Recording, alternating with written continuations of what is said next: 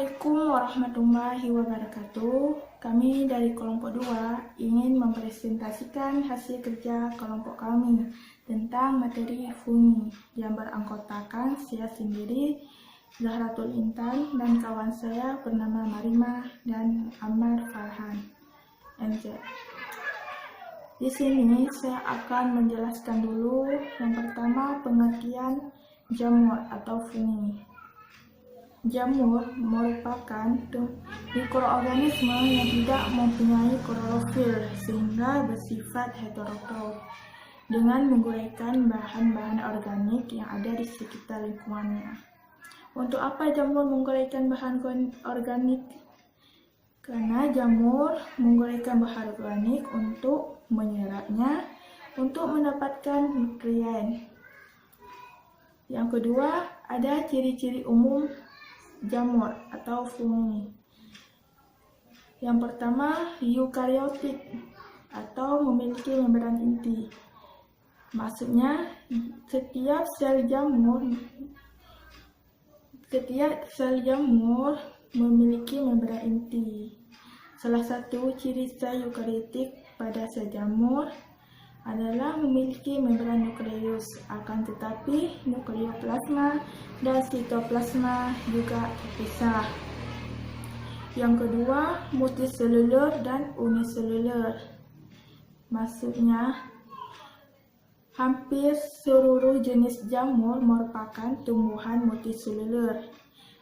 Ya, artinya tumbuhan yang mempunyai banyak sel, akan tetapi ada juga tumbuhan uniselulur, yang artinya tumbuhan yang mempunyai satu sel. Yang ketiga, bersifat heterotrof. Maksudnya, jamur tidak bisa membuat makanan sendiri. Oleh karena itu, jamur merupakan tumbuhan konsumen yang mengandalkan hidup dengan menyerap nutrisi dari organisme lainnya. Yang keempat, tidak mempunyai klorofil. Meskipun jamur merupakan tumbuhan multiselulur, jamur juga merupakan tumbuhan yang tidak mempunyai klorofil atau zat hijau daun. Yang kelima, tubuhnya tersusun atas benang-benang yang disebut dengan hifa. Yang ketujuh, tersusun dari zat kitin.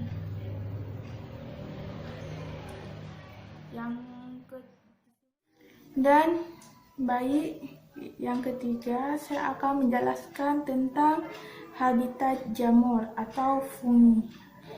Jamur dapat hidup pada lingkungan yang beragam. Habitat jamur berada di darat dan di tempat-tempat yang lembab. Meskipun demikian, banyak jenis jamur yang hidup pada organisme atau sisa-sisa organisme di laut atau air tawar. Jamur dapat hidup di lingkungan yang asam, misalnya pada buah yang asam.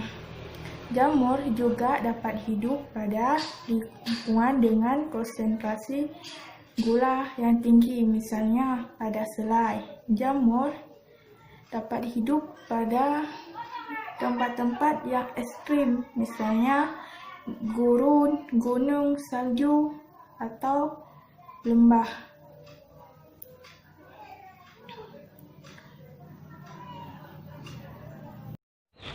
Baik, Assalamualaikum warahmatullahi wabarakatuh.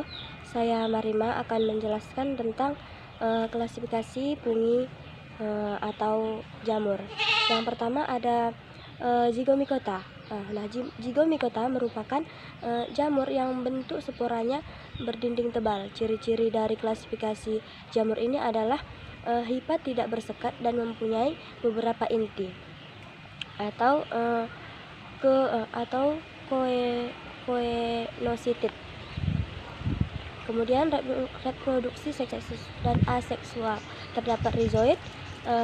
Kelompok ini dapat berkembang biak baik secara seksual maupun aseksual. Contoh pada Zygomicota ini seperti Rhizopus stonifer atau jamur yang tumbuh pada roti. Kemudian ada Rhizopus rhizae atau jamur yang tumbuh pada tempe. Kemudian yang kedua ada Ascomycota. Nah, Ascomycota merupakan kelompok fungi yang hipanya bersekat dan di tiap sel hipanya berinti satu. Salah satu keunikan dari kelompok ini adalah alat pembentuk spora yang disebut askus. Kemudian kelompok ini biak baik secara seksual maupun aseksual. Contohnya Saccharomyces cerevisiae atau ragi. Kemudian Penicillium sp. Kemudian yang ketiga ada Basidiomycota. Jadi Basidiomycota adalah jamur yang hidupnya sebagai sapropit atau jamur yang tinggal dengan inang berupa makhluk hidup yang sudah mati dan parasit. Pada umumnya kelompok ini berkembang biak secara seksual. Contohnya jamur merang. Kemudian yang keempat ada Deuteromycota. Nah, Deuteromycota ini merupakan kelompok jamur yang berkembang biak secara aseksual. Hipanya bersekat dan hidupnya menempel di sisa-sisa makanan. Tetapi ada jenis tertentu dari kelompok ini yang sifatnya parasit. Contohnya Candida albicans atau jamur yang menyebabkan penyakit infeksi pada vagina. Mungkin ini saja yang dapat saya sampaikan.